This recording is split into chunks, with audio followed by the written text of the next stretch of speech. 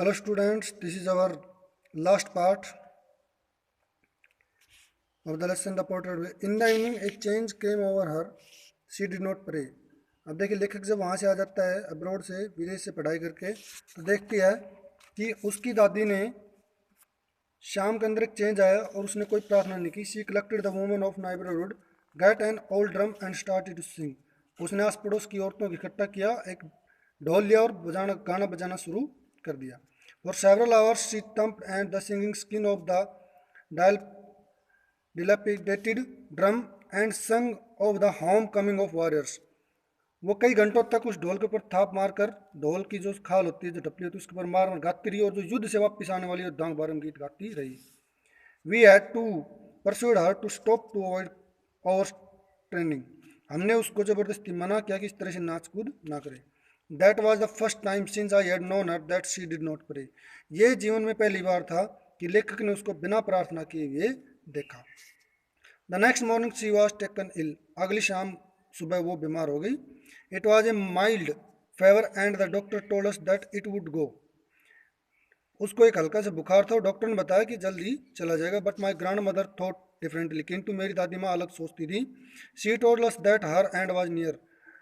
उन्होंने हमें बताया कि उसका अंत नज़दीक है. She said that since only a few hours before the close of the first chapter of her life she had omitted to pray. She was not going to waste any more time talking to us. She said that since only a few hours before the close of the first chapter of her life. उसने बताया कि उसके जीवन का first अध्याय समाप्त होने से पहले she had omitted to pray. She was not going to waste any more time talking to us. वह प्रे करना चाहती थी और उसने अपना कोई भी समय किसी से बातचीत करने में व्यस्त नहीं किया. We protest. हमने विरोध किया. But she ignored our protest. किंतु उसने हमारे विरोध को दरकिनार कर दिया. सी ले peacefully in bed praying and telling her beds. वह आराम से अपने बेड पर लेट गई और उसने अपने मन के माला फेरना शुरू कर दिया. Even before we could suspect her lips stop moving and the rosary fall from her lifeless fingers. इससे पहले कि हम कुछ सोचते, उसके ऊपर कुछ शक करते, उसके ओठों ने हिलना बंद कर दिया और उसकी जो माला थी वो उसके निर्जीव उंगलियों से निकल करके गिर गई. A peaceful pallor spread of her face and we know that she was dead. उसके चेहरे पर एक अजीब सी शांति छा गई और हमें पता चल गया कि वह मर चुकी थी. We lifted her off the bed and as customary laid her on the ground and covered with her. हमने उसको बेड से उठाया, जैसे कि रिवाज है, मरे हुए व्यक्ति को नीचे ग्राउंड पर लिटा देते हैं और उसको एक उससे ढक दिया. Red shirt. हमने उसको एक लाल कपड़े से ढक दिया. After a few hours of morning we left her alone to make arrangements for her funeral. और कुछ घंटों बाद हमने उसके मरने कुछ घंटे हमने उसकी जो अंतिम यात्रा होती है उसके अरेंजमेंट के लिए उसके प्रबंध करने लग गए.